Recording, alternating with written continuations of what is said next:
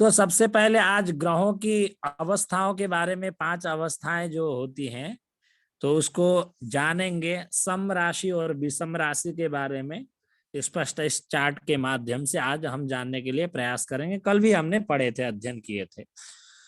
तो क्रमात् बालक कुमारोथ युवा वृद्धस्तथा मृतः षडन से रसमे खेट समय ज्ञेयो विपर्ययात। कहने का सारांश यह है कि एक राशि में 30 अंश होती हैं। 12 राशियों में टोटल 30 को हम 12 से पूर्ण करेंगे तो 360 डिग्री अर्थात 360 अंश टोटल संपूर्ण ब्रह्मांड का होता है। तो एक राशि में जो 30 अंश होती हैं, उस 30 अंश को 5 भागों में विभक्त करके ग्रहों की अवस्था बताई गई है। सम राशि और विषम राशि। सम राशि किसे कहते हैं और विषम राशि किसे कहते हैं? विषम राशि 1 मेष, फिर 3 मिथुन, 5 सिंह, 7 तुला, 9 धनु और 11 कुंभ। ये 6 राशियां जो बिजोड़ विषम संख्या वाली राशियां हैं, इसे विषम राशियां कहते हैं। और सम राशियां हैं 2 वृष, 4 कर्कट, 6 कन्या, 8 वृश्चिक, 10 मकर और 12 मीन। अब इसमें जो एक राशि में जो 30 अंश होती हैं, तो ग्रहों की स्थिति होकर के ग्रहों की अवस्था बताई गई है। जैसे कि विषम राशियों में कोई भी ग्रह 0 अंश से लेकर के 6 अंश के बीच में बैठता है तो ग्रहों की हम बाल्यावस्था कहते हैं। जैसे कि 6 अंश एक कला भी अगर बीत जाता है, 6 अंश एक कला भी बीते, चाहे एक विकला भी क्यों ना बीते, 60 विकला का एक कला होता है और 60 कला का एक अंश होता है। जैसे कि 60 सेकंड का 1 मिनट होता है और 60 मिनट का 1 घंटा होता है। ठीक उसी प्रकार जैसे कि कोई भी ग्रह 0 अंश से लेकर के 6 अंश के बीच में बैठा है विषम राशियों में, तो उसको बाल्यावस्था हम मानेंगे। और 6 अंश एक कला से लेकर के यहाँ 7 अंश दिया है, तो यहाँ अभी एक आप लोगों को कंफ्यूजन क्या उत्पन्न होगा, 6 से 7 अंश के बीच में जो एक अंश जो डिस्टेंस रहा, तो इसको हम क्या पकड़ेंगे? तो जैसे कि 6 अंश एक कला भी बीत जाए, चाहे एक विकला भी क्यों ना बीत जाए, तो उसके लेकर के 12 अंश तक हम जो है कुमारावस्था, ये 6 अंशों को मानेंगे। फिर 12 अंश से एक कला से लेकर के 18 अंश के बीच में कोई भी ग्रह बैठा हो किसी भी राशि पर विषम राशि में, तो हम युवावस्था मानेंगे। युवावस्था सम राशि और विषम राशि का एक ही होता है अंश। 12 अंश एक कला से लेकर के 18 अंश के बीच में ग्रहों की, चाहे सम राशि में बैठे चाहे विषम राशि में बैठे, वो अवस्था होगी युवावस्था। और वृद्धावस्था विषम राशि में होती है 18 अंश एक कला बीत जाने के बाद, या एक विकला भी बीत जाए, उससे लेकर के 24 अंश के बीच में बैठा हो, तो ग्रह की वृद्धावस्था जाननी चाहिए। और 24 अंश एक कला चाहे एक विकला भी बीत जाए, उससे लेकर के 30 अंश के बीच में कोई ग्रह बैठा हो किसी भी विषम राशियों में, तो हम ग्रह की मृत अवस्था कहेंगे। तो इसका फलाफल क्या होगा? बोले बाल्यावस्था में क्या होगा? थोड़ा फल देने वाला होगा। फलम पादमिदम बाले फलार्धम च कुमार के युवा पूर्ण फलम गेयम वृद्धे किंचित मृते चखम। कहा है बाल्यावस्था में अगर ग्रह बैठा है तो किंचित फल को देने वाला होगा। और मतलब फिर ये विषम राशि में तो ऐसा हुआ, और सम राशि में इसका विपरीत जानना चाहिए। तो सम राशि में इसका विपरीत कैसे जाने? तो जैसे कि 0 अंश से लेकर के 6 अंश के बीच में कोई ग्रह बैठा है सम राशि में, तो उसकी मृत अवस्था हमें जाननी चाहिए उल्टे क्रम से। ठीक है, जैसे हमने ये उल्टे क्रम से जाना है, इसको उल्टे क्रम से जानेंगे। अब 6 के बाद 6 अंश एक कला से लेकर के 12 अंश के बीच में होगा, तो वृद्धावस्था जानेंगे सम राशि में। 2 वृष, 4 कर्कट, 6 कन्या, 8 वृश्चिक, 10 मकर और 12 मीन राशि में अगर ग्रह बैठा हो, तो और 12 अंश एक कला से लेकर के 18 अंश के बीच में बैठा हो, तो हम युवा अवस्था जानेंगे, दोनों का समान है। और 6 अंश एक कला से लेकर के 12 अंश के बीच में बैठा हो तो हम ग्रह की वृद्धावस्था जानेंगे सम राशि में। फिर 0 से लेकर के 6 अंश के बीच में अगर बैठा है अगर हम ग्रह अगर सम राशि में, तो मृत अवस्था जानेंगे। ये उल्टा हो जाएगा। ठीक है, सभी को समझ में आ गया? सम और विषम राशि के बारे में। अब आइए पराशर जी के सिद्धांत के आधार पर जानते हैं वो क्या कह रहे हैं। बृहद पराशर होरा शास्त्र में जो नेमी चंद्र शास्त्री जी हैं इसके लेखक, तो कहते हैं क्रमात् बालक कुमारो था युवा वृद्धस तथा मृतः सडन से रस में खेट समय ज्ञेयो विपर्यात। विषम राशियों में 0 से 6 अंश तक बाल्यावस्था, 12 तक कुमारावस्था, 18 तक युवा, 24 तक वृद्धा और 30 अंश तक आपका मृत अवस्था जाननी चाहिए। और सम राशि के इसके उल्टे क्रम से दिया हुआ है।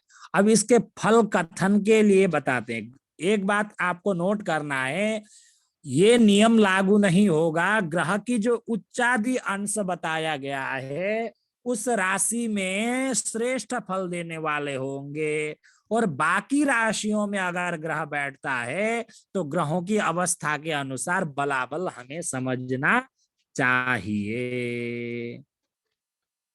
तो ठीक है, तो यहाँ फल कथन कहते हैं फलम पादम इदम वाले फलार्धम च कुमार के युनि पूर्ण फलम ज्ञेयम वृद्धे किंचित मृते चकम। युनि और युवा का एक ही अर्थ होता है। फलम पादम इदम बाले, बाल्यावस्था में ग्रह बैठा है तो 1% फल देने वाला होगा, अगर 25% फल देने वाला होगा बाल्यावस्था में बैठा है। फिर बैठते हैं फलार्धम च कुमार के, कुमारावस्था में बैठा है ग्रह तो 50% फल देने वाला होगा। और युवा पूर्ण फलम ज्ञेयम, युवावस्था में बैठा है तो 100% फल को देने वाला होगा। वृद्धावस्था में किंचित, अर्थात वृद्धावस्था में थोड़ा 25% फल को देने वाला होगा। और मृते चकम, मृत अवस्था में बैठा होगा तो 0% फल देने वाला होगा। ऐसा बलहीन हो जाता है ग्रह, कहने का सारांश यह है।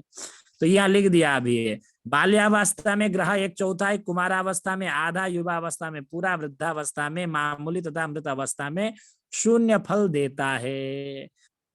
ठीक है, अब इसमें चर राशि में प्रथम नवमांश में वर्गोत्तम होता है, वह 0 अंश से लेकर के 3 20 तक होगा। यह वर्गोत्तम में मृत या बाल्यावस्था सम विषम भेद से रहेगी, लेकिन वर्गोत्तमी ग्रह उत्तम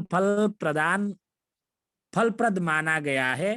तब इसका फल समन्वय कैसे होगा, यह प्रश्न अनुत्तरित है। अब ये कहने का सारांश यह है, वर्गोत्तम किसे कहते हैं हम समझते हैं।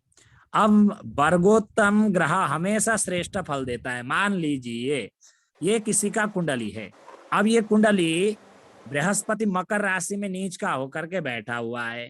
ठीक है, नवमांश कुंडली कहते हैं, एक राशि का 9 भाग को नवमांश कुंडली कहते हैं। तो ये लग्न कुंडली आपको दिखाई दे रहा है, यहाँ ये लग्न कुंडली है।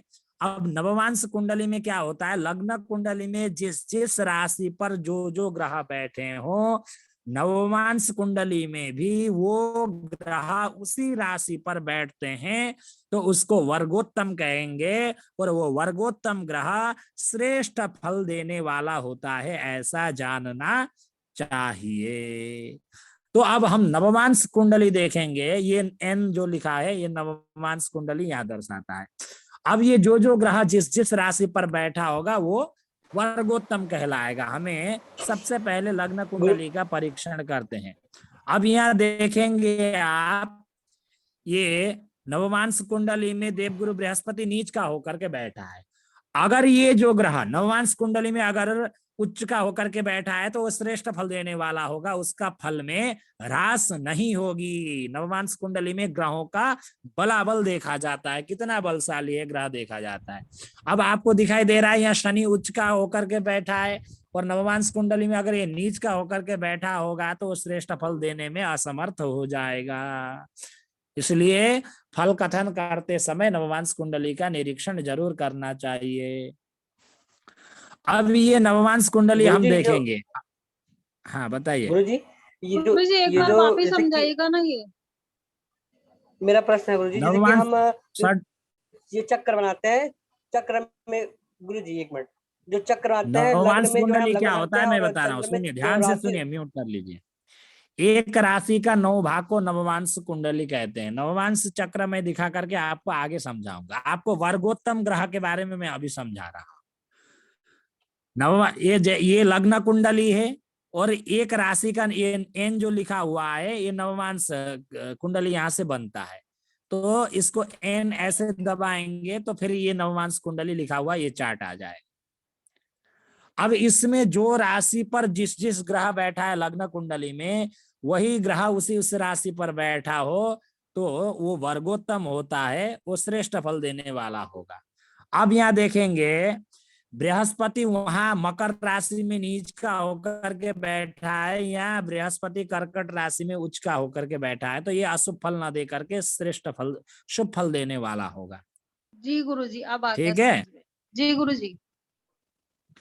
अब वहां शनि जो ग्रह था, शनि तुला राशि में परम उच्च का होकर के बैठा था, लेकिन यहाँ वर्गोत्तम नहीं है। अब शुक्र ग्रह वृष राशि पर वहां बैठा था, नवमांश कुंडली में भी वृष राशि पर बैठा है। तो जिस राशि पर जो ग्रह बैठा है लग्न कुंडली में, नवमांश कुंडली में भी उसी राशि पर बैठता है, तो वो वर्गोत्तम ग्रह कहलाता है, वो श्रेष्ठ फल को देने वाला होता है। अब यहाँ देखिए ध्यान से, मैं आपको उदाहरण ये लग्न कुंडली में ये शुक्र वृष राशि पर बैठा है, ये 2 नंबर की राशि है, वृष राशि है, ठीक है, और 14 अंश पर बैठा हुआ है, वृष राशि पर अपने घर पर बैठा है शुक्र। तो अभी देखिए नवमांश कुंडली में भी उसी राशि पर बैठा है, और ये शुक्र जो ग्रह है आपका भाग्य स्थान का अधिपति है, और आपका चतुर्थ भाव का अधिपति होकर के आपका चतुर्थ भाव में बैठा है। तो नवमांश कुंडली में भी वृष राशि पर बैठा है, चाहे कहीं भी बैठे, त्रिक भाव में बैठे, कहीं भी बैठे, उससे कोई लेना देना नहीं है। अब देखिए वृष राशि पर होने के कारण ये वर्गोत्तम कहा है, इसलिए ये श्रेष्ठ फल देने वाला होगा। जब जब इसकी महादशा आएगी या अंतरदशा आएगी तो ये श्रेष्ठ फल देने वाला होगा। समझ में आया? जी। वर्गोत्तम किसे कहते हैं इतना ही समझ लीजिए। नवमांश कुंडली के बारे में जब चर्चा करेंगे फिर विस्तार से मैं बताऊंगा। सरल है, बनाने में कोई कठिनाई नहीं है नवमांश कुंडली। तो वर्गोत्तम हमने अभी समझा। लग्न कुंडली में जो जो ग्रह जिस जिस राशि पर बैठे हैं, अगर नवमांश कुंडली में भी वो ग्रह उसी राशि पर स्थित होने से वर्गोत्तम कहलाते हैं। चलिए आगे बढ़ते हैं। रुकिए, मैं थोड़ा सा यहाँ 2-3 लोगों को गुरुजी नवमांश के हाँ, बारे में एक बार बता दीजिए। अभी बनता नवमांश के कैसे है? बारे में नहीं बताएंगे, अभी मैटर भटक जाएंगे। अभी ये जो श्लोक पढ़ रहे हैं उसी को लेकर के आगे चलेंगे। वर्गोत्तम ग्रह आपको समझाने के लिए मैंने बताया था। अभी आगे बढ़ते हैं। अब कहते हैं ग्रहों की, वो कह रहे हैं जागृत आदि अवस्थाओं के 2 भेद हैं, बताए थे मैंने, कल भी बताया था आप लोगों का। जागृत आदि अवस्थाओं में 2 भेद हैं। तो पहले मतांतर में अलग दिया है, दूसरे मत में अलग दिया। मतांतर से जागृत आदि अवस्था दिया है, स्वभोच्चयो समसुरित भयो शत्रु भनीचयो हो जागृत स्वप्न सुसुप्त्याख्या अवस्था नामवत फलाह। अर्थात ये कह रहे हैं स्वभोच्चयो हो, स्वराशि में स्थित हो और उच्च का हो, स्वराशि हो या उच्च का हो या मूल त्रिकोण में हो, तो ग्रहों की जागृत अवस्था कहा गया है। अर्थात जगा हुआ है वो ग्रह, वो श्रेष्ठ फल को देने वाला है, ऐसा समझना चाहिए। तो स्वराशि, तो मंगल की स्वराशि मेष राशि और वृश्चिक राशि, मूल त्रिकोण मंगल मेष राशि पर होता है 0 अंश से लेकर के 12 अंश के बीच में, उसके बाद स्वराशि होता है, और वृश्चिक राशि में स्वराशि। और मंगल मकर राशि पर 10 नंबर की मकर राशि पर 0 अंश से लेकर के 28 अंश के बीच में परम उच्च का माना गया है। अगर इस ऐसी स्थिति पर अगर कुंडली में बैठा है मंगल, तो हम क्या अवस्था मानेंगे? जागृत अवस्था मानेंगे। ठीक है। अब वो कह रहे हैं जागृत अवस्था तो हमने जान लिए मंगल की, अब अन्य अन्य ग्रहों की भी उसी प्रकार से जाने, अपने राशि और उच्च का हिसाब से आप लोग जाने। फिर कह रहे हैं सम सूर्य भयो शत्रु भनीचयो, सम राशि और सूर्य अर्थात मित्र राशि, जैसे कि नैसर्गिक सम राशि है सूर्य का, सम ग्रह है सूर्य का बुध, ठीक है। तो बुध के घर में अगर सूर्य जाकर के बैठा है तो हम ये सूर्य को सम कहेंगे। और या सूर्य का जो मित्र ग्रह है, सूर्य चंद्र मंगल गुरु आपस में मित्र है, मान लीजिए सूर्य जाकर के मंगल के घर में बैठा है मेष राशि या वृश्चिक राशि पर, तो मित्र की राशि पर बैठा और सम राशि में जाकर के बैठा, जिसको नैसर्गिक सम मानता हो, तो ये अवस्था होगी स्वप्नावस्था होगी ग्रह की, जानने चाहिए। तो स्वप्नावस्था भी समझ में आ गया सभी को, आशा करता हूं।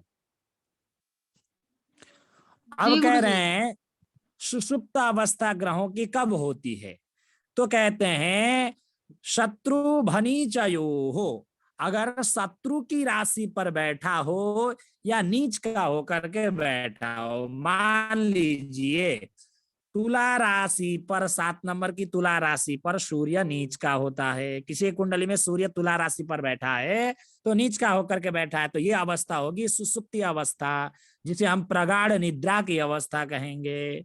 या सूर्य की शत्रु राशि हुआ 10 नंबर मकर और 11 नंबर कुंभ राशि, और शुक्र की दूसरी नंबर की राशि वृष राशि, ये भी वृष और तुला राशि का स्वामी है शुक्र, और 11 10 मकर और 11 कुंभ राशि का है स्वामी शनि। तो ये शत्रु की राशि में है, तुला राशि पर नीच का होता है, तो ये सूर्य की अवस्था हम क्या कहेंगे, सुसुप्त अवस्था कहेंगे, जिसे हम प्रगाढ़ निद्रा की अवस्था के रूप में जानेंगे। तो ये श्रेष्ठ फल देने में असमर्थ होगा शत्रु के घर में, ठीक है। अगर ये चीज हमें ध्यान देना है, ये 3 भेद बताए गए, जागृत स्वप्न सुसुप्त्याख्या अवस्था नामवत फला।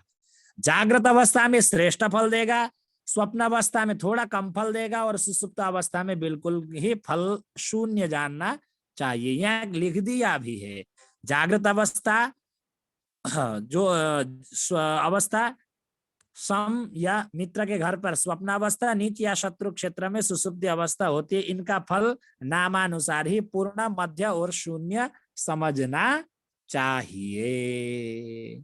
तो ये भी कंफर्म हो गया सभी को। और दूसरा भेद, ये एक भेद है, ये ज्यादातर घटना चाहिए जागृत स्वप्न और सुसुप्ति अवस्था के लिए। और दूसरा भी भेद है, वो अंशों के आधार पर है। वो कहते हैं त्यंशदं से त्रिभागम च कल्पयित्वा पृथक पृथक विषमादिक्रमेणैव समे वै विपरीतकम विज्ञाय प्रथमं पुंसां जागृत स्वप्न सुसुप्तिकाः विशेषेण परीक्षा स्यात् जागृत कार्य साधकः स्वप्नावस्था मध्यफला विज्ञेया मुनि सप्तमा निष्फला चरमावस्था फलमेवं ही कल्पितम।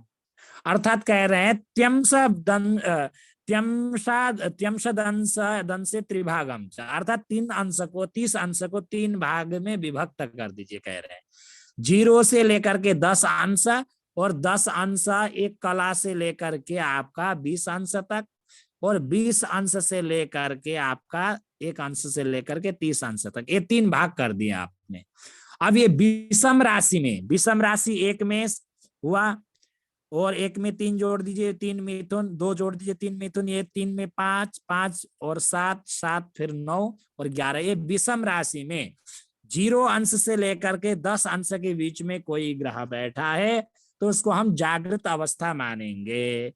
जो ग्रहों की उच्चादि अवस्थाओं में ये नियम लागू नहीं होगा, उच्चादि अवस्थाओं को छोड़ करके अन्य राशि में इसको घटाना है। और 10 अंश एक कला से लेकर के 20 अंश के बीच में अगर ग्रह बैठा हो विषम राशि में, तो हम स्वप्न अवस्था कहेंगे, वो मध्य फल को देने वाला होगा। और 20 अंश से लेकर 20 अंश एक कला से लेकर के 30 अंश के बीच में बैठा हो तो ये सुसुप्ति अवस्था होगी, ये विषम राशियों में ग्रह की। और सम राशि में इसका उल्टा होगा, सम राशि होगा 2 वृष 4 कर्कट 6 कन्या 8 वृश्चिक 10 मकर और 12 मीन में 0 से 10 तक बैठा हो तो ये आपका जागृत अवस्था ना हो करके सुसुप्त अवस्था हो जाएगी। और चाहे सम हो चाहे विषम हो, स्वप्नावस्था दोनों की एक ही बात है। 10 अंश एक कला से लेकर के 20 अंश तक, और 20 अंश एक कला से लेकर के 30 अंश तक आपका जागृत अवस्था होगी। सम राशियों में इस प्रकार से जानना चाहिए। तो फल को देने वाला श्रेष्ठ होगा कौन सा, ये जानने के लिए हमें जागृत अवस्था श्रेष्ठ फल देगा, स्वप्न अवस्था मध्य फल देगा और सुषुप्त अवस्था में निम्न फल देने वाले होंगे। किसी का राजयोग बन रहा है कुंडली में, या कोई महापुरुष योग बन रहा हो, आपका रोचक, भद्रक, हंस, मालव्य और शश नाम के महापुरुष योग बन रहे हो, लक्ष्मी योग बन रहे हो, गजकेसरी योग बन रहे हो, तो ये ग्रह कितना बलशाली है, तो उसके आधार पर ही हम जो है कह सकते हैं। तो ग्रह का बलाबल देखना हमें परम आवश्यक है। जीवन जी अपना म्यूट कर लें, आपका अनम्यूट है। तो ये हमने ग्रहों की अवस्थाओं के बारे में जाना। तो ये पहला दिन का जो फल कथन का जो श्लोक था, ये श्लोक बहुत ही गुण मतलब महत्वपूर्ण श्लोक है। यो यो शुभैर्युतो दृष्टो भावो वापति दृष्ट युवा प्रबुद्धो राज्यस्तक कुमारो वापि अत्पति तरीक्षण अवसात तत्त भाव सौख्यम वदेत बुधा।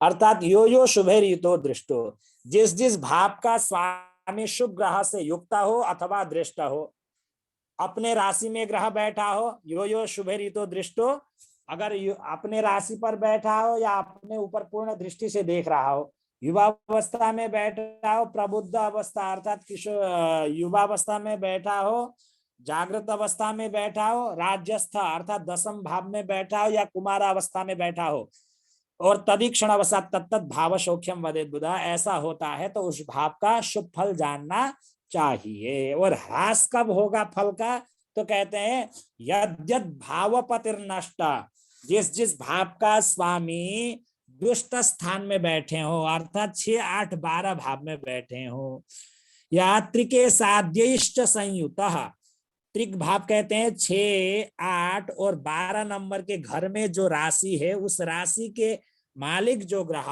है उसके साथ में बैठा हो। भावम न वीक्षते सम्यक अर्थात अपने भाव को न देखता हो, अपने घर को न देखता हो। और सुप्तो वृद्धो मृतो थवा, सुप्तावस्था में बैठा हो, वृद्धावस्था में बैठा हो या मृतावस्था में बैठा हो। जो अभी हमने जाना था सुसुप्त अवस्था ग्रहों की कब होगी, एक तो नीच का होकर के बैठा हो और एक तो शत्रु राशि पर बैठा हो। और दूसरे प्रकार से जो है तो सम राशियों में उल्टा होगा, 0 से 6 अंश, 0 अंश से लेकर के 10 अंश तक जो है ग्रह की सम राशि में सुषुप्तावस्था होगी, और विषम राशि में 20 अंश 1 कला से लेकर के 30 अंश तक सुषुप्तावस्था होती है। और जो ग्रहों की उच्च आदि जो अंश या मूल त्रिकोण आदि जो बताया गया है उसमें ये चीज लागू नहीं होगा, अन्य राशि में होगा। तो उसके लिए आकलन के लिए इसको सूत्र को घटाना चाहिए। तो कहते हैं भासुप्त और पीड़ितो वास्य भावस्य फलम नष्टम वदे ध्रुवम। तो पीड़ित अवस्था किसे कहते हैं, पाप ग्रहों के साथ बैठे हो, 2 पाप ग्रहों के साथ बैठा हो, या दो पाप ग्रह उसके ऊपर दृष्टि डाल रहे हो, तो उसको पीड़ित अवस्था कहते हैं। तो तस्य भावस्य फलम नष्टम वदे ध्रुवम अर्थात उस भाव का फल नष्ट होगा ऐसा हमें जानना चाहिए, उसकी फल में कमी आ जाएगी ऐसा विद्वानों ने कहा है। फिर आगे वो बताते हैं ग्रहों की 9 प्रकार की अवस्थाएं होती हैं। तो 9 प्रकार की अवस्था कौन कौन से हैं, तो कहते हैं दीप्त स्वस्थ प्रमुदित शांतो दीनोथ दुखितः विकलश्च खलकोपीत्यवस्था नवधा पराः। 9 प्रकार की ग्रहों की अवस्था भी होती हैं, वो भी हमें जानना चाहिए। बोले दीप्ता अवस्था, स्वस्थ अवस्था, मुदित अवस्था, शांत अवस्था, दीन अवस्था, दुखी अवस्था, विकल अवस्था, खल अवस्था और कोपी अवस्था। तो ये कैसे जाने, बोले दीप्त अवस्था किसे कहते हैं, सोचस्ता खेचरो दीप्ता अर्थात ग्रह अपने उच्च राशि पर स्थित होता है, उच्च का होकर के कुंडली में किसी भी भाव में बैठा है तो उसको हम दीप्त अवस्था कहते हैं ग्रहों की। तो ग्रह का स्थिति देख करके उसका बलाबल हमें समझना चाहिए। उच्च का होगा तो दीप्त अवस्था होगा तो वो श्रेष्ठ फल देने वाला होगा। फिर कहते हैं स्वर्क्षे स्वस्थे स्वराशि पर, अपने अपने राशि पर ग्रह बैठता है तो उसको स्वस्थ अवस्था कहते हैं। अपने घर में हर कोई व्यक्ति स्वस्थ अनुभव करता है, दूसरों के घर में इतना स्वस्थ आजादी का महसूस नहीं करता है। ठीक उसी प्रकार ग्रह अपने अपने राशि पर स्थित होता है तो हम क्या अवस्था जाननी चाहिए, अर्थात स्वस्थ अवस्था जाननी चाहिए। उच्च का होगा तो दीप्त अवस्था, स्वराशि का होगा तो स्वस्थ अवस्था। और अधिमित्र भे मुदितो, और अधिमित्र की राशि पर बैठा है तो मुदित अवस्था होती है। तो अधिमित्र कैसे होता है, इस विषय में हमने जाना था कि नैसर्गिक मित्र हो और तत्काल में भी अगर ग्रह मित्र होता है तो उसको मुदित अवस्था कहते हैं, अर्थात प्रसन्न चित्त अवस्था, अर्थात ग्रह प्रसन्न अवस्था को मुदित अवस्था कहते हैं, जहां मन मिलता हो।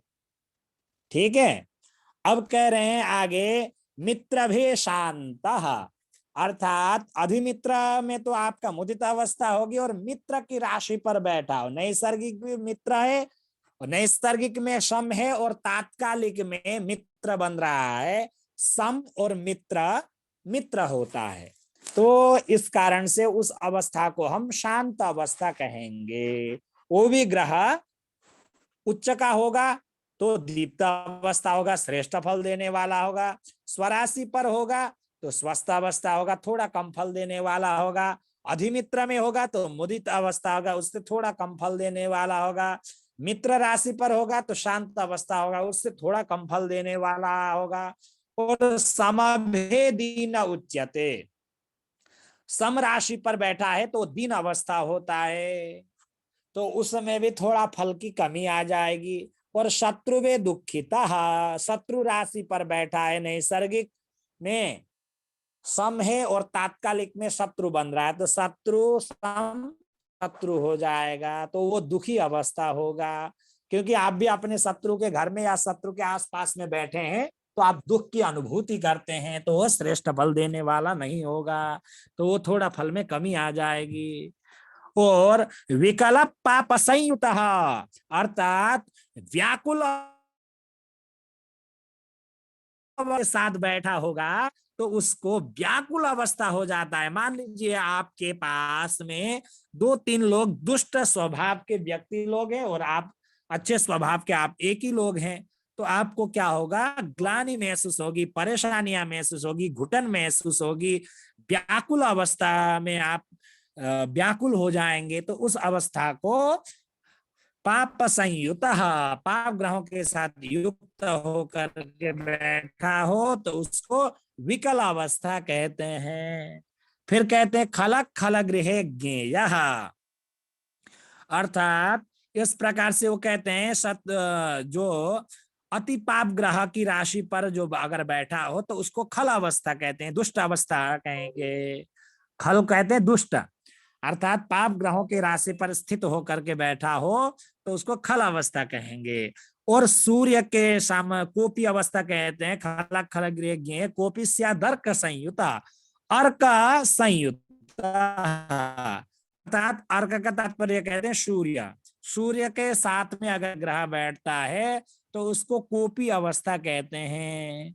तो सूर्य के साथ अगर ग्रह अस्त हो जाता है तो वो प्रभावहीन हो जाता है, तो उस अवस्था को हम कोपी अवस्था कहते हैं। तो इस प्रकार से ग्रहों की 9 अवस्था बताए गए। अब कौन कौन सी अवस्था का फल कैसा होगा, इस विषय में पराशर जी ने कहा है अवस्थानुसार दशा फल। तो कहते हैं पाके प्रदीप तस्य धराधिपत, अब ये हिंदी में ही आप समझ लें, श्लोक में नहीं कह रहा हूं। दीप्तावस्था उच्चगत ग्रह की दशा अंतरदशा में राज्य लाभ, अधिकार प्राप्त, उत्साह, निडरता, धन, वाहन, स्त्री सुख का लाभ, बंधुओं में आदर सत्कार तथा राज सम्मान इत्यादियों का लाभ होता है। उच्च का होगा तो श्रेष्ठ फल देगा। ये बार बार लिख करके अतुल जी दुष्टामी ना करें। तो इस प्रकार से ये अवस्था बताए गए, उच्च का होगा तो श्रेष्ठ फल देने वाला होगा।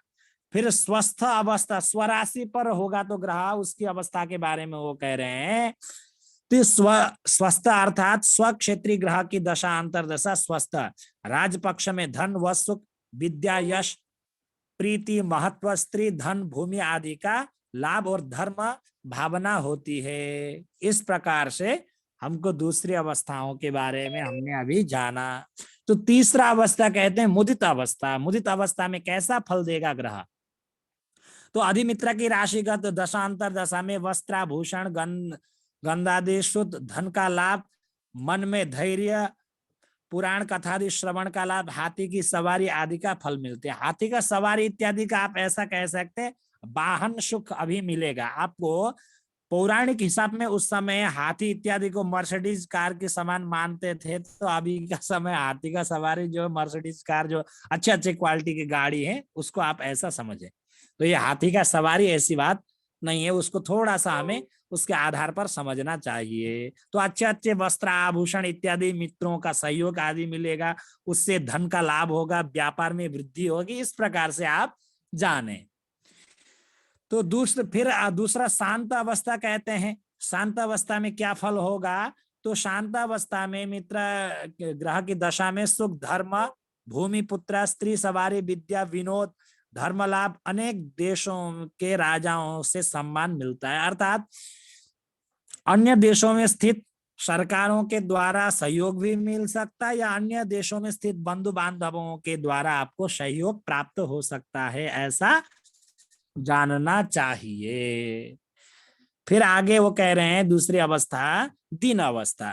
तो सम क्षेत्र की दशा में स्थान भ्रंश, बंधुओं से विरोध, निंदित व हीन वृत्ति, संजीविका लोगों द्वारा त्यक्त व रोगी होकर जीवन व्यतीत करता है, इस प्रकार समझना चाहिए। तो ये दीन अवस्था। तो दीन अवस्था का तात्पर्य दीन शब्द से ही आप समझ सकते हैं, उसका ही अर्थ लगा करके आप उसी के अनुसार आपको फल कथन समझ लेना चाहिए। अब दुखी अवस्था, शत्रु क्षेत्र में अगर ग्रह बैठा हो तो दुखी अवस्था होती है ग्रह की। तो मनुष्य के अनेक प्रकार के दुख पाता है। विदेशवास, बंधुओं से रहित, चोर व अग्नि राजादियों से भय प्राप्त होता है। बंधु जो होंगे वो धोखा देने वाले होंगे। बिजनेस इत्यादि करने के लिए आप किसी को पैसा देते हैं तो आपका बंधु बांधव होगा वो पैसा को हजम करने वाला होगा, पैसा आपको डुबो देने वाला होगा, आपका धन लेकर के वापस नहीं लौटाने वाला इत्यादि हो सकता है आपके साथ, ऐसी घटनाएं घट सकती है। फिर वो कहते हैं विकल अवस्था अर्थात व्याकुल अवस्था ग्रह की। अगर व्याकुल अवस्था जो ग्रह होती है उसकी दशा अंतरदशा आपके जीवन में आती है तो कैसा फल देगा?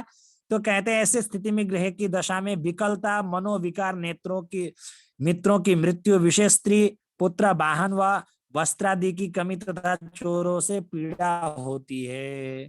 तो चोरों से पीड़ा की तात्पर्य आप ऐसा समझ ले, चोरी भी हो सकता है, या आप कहीं भी इत्यादि बिजनेस के क्षेत्र में या इधर उधर पैसा उधार देते हैं तो आपका पैसा डूब जाने का संभावनाएं बढ़ जाता है। शेयर मार्केट इत्यादि में आप इन्वेस्ट करते हैं तो आपको वहां से घाटा इत्यादि होने की संभावनाएं समझनी चाहिए। तो खल अवस्था किसे कहते हैं? तो खल अवस्था कहते हैं पाप ग्रहों के साथ बैठा, पाप ग्रह की राशि पर बैठा हो, विशिष्ट पाप ग्रह जो होते हैं उनकी राशि पर बैठा हो तो खल अवस्था कहता है। पाप ग्रह में स्थित ग्रह की दशा में कलह, वियोग, पिता से वियोग, शत्रुओं का प्रकोप, धन भूमि का नाश तथा स्वजनों की निंदा होती है। इस प्रकार से खल अवस्था, खल का तात्पर्य होता है दुष्ट। तो दुष्ट के द्वारा, दुष्ट के साथ बैठा है तो ग्रह, उसकी दशांतर दशा आएगी तो आप सोचिए उसी का अनुरूप आप मन में फल कथन के बारे में आप विचार करना चाहिए आपको। अब कोपी अवस्था के बारे में कह रहे हैं। कोपी अवस्था अस्तंगत अर्थात सूर्य के समीप में कौन कौन सा ग्रह कितने डिग्री पर अस्त हमने जाना था। गुचाबू अर्थात 11, 12, 13 अर्थात गुरु 11 डिग्री के आसपास में अस्त होता है, चंद्रमा 12 डिग्री पर और बुध 13 डिग्री पे आसपास में अस्त होता है। शनि 15 डिग्री पर, शुक्र 9 डिग्री पर और मंगल 17 डिग्री पर अस्त होता है। तो ये अगर सूर्य के समीप ये ग्रह अस्त होते हैं तो उसको कोपी अवस्था कहेंगे। ग्रह की दशा में कोपी अवस्था जो ग्रह होती है उसकी दशा अंतर्दशा में अनेक प्रकार के कष्ट होते हैं। विद्या, धन, स्त्री, पुत्र व बंधुओं का नाश, पुत्रों को पीड़ा तथा नेत्रों में रोग होता है। अर्थात आप ऐसा कह देंगे अस्त होता है तो श्रेष्ठ फल देने में असमर्थ होगा। तो इसकी दशा अंतर्दशा जब भी आएगी तो बहुत सारे परेशानियां उत्पन्न होती है। तो इस प्रकार से समझना चाहिए। तो ठीक है, ग्रहों की 9 प्रकार की अवस्था भी हमने आज जाना। आनंद आया? सभी को समझ में आया कि नहीं आया बताइए। जय गुरुदेव। जी गुरुजी। बहुत आनंद। अब ये ग्रहों की कारक इत्यादि आपको जरूर याद करना चाहिए। कारक भाव किस किस के कारक ग्रह है। ये भारतीय ज्योतिष जो ग्रंथ है, नेमी चंद्र शास्त्री जी इसके लेखक है। तो 12 भावों के कारक ग्रह वो बताते हैं। लग्न का कारक, स्थिर कारक जो ग्रह होता है वो सूर्य है, द्वितीय भाव का गुरु है, तृतीय भाव का मंगल है, चतुर्थ भाव का चंद्र और बुध है, पंचम भाव का गुरु है और छठे भाव का शनि और मंगल है, सप्तम भाव का शुक्र है, अष्टम भाव का शनि है, नवम भाव का सूर्य और गुरु है, कर्म भाव का सूर्य, बुध, गुरु और शनि है, एकादश भाव का गुरु है और द्वादश भाव का शनि स्थिर कारक ग्रह है। एक बात ये स्थिर कारक ग्रह के बारे में बताते हैं। जो भाव के कारक ग्रह होते हैं, विशेष करके अगर देवगुरु बृहस्पति द्वितीय भाव में अकेला बैठा हो, पंचम भाव में बैठा हो और सप्तम भाव में बैठा हो तो उस भाव का फल में हानि करेगा। श्रेष्ठ गुरु अकेला, यहाँ लिख दिया है गुरु छठे भाव में। अब यहाँ बल वृद्धि के बारे में इत्यादि सब लिख दिया है। ये थोड़ा ये 1 मिनट में ये कट जाएगा, 1-2 मिनट में ये कट जाएगा। ठीक है, उस विषय बाद में फिर मैं चर्चा करूंगा। तो रिकॉर्डिंग बंद कर सकते हैं, कोई बात नहीं। लग्न में सूर्य, द्वितीय भाव में गुरु, तृतीय भाव में मंगल, चतुर्थ भाव में स्थिर कारक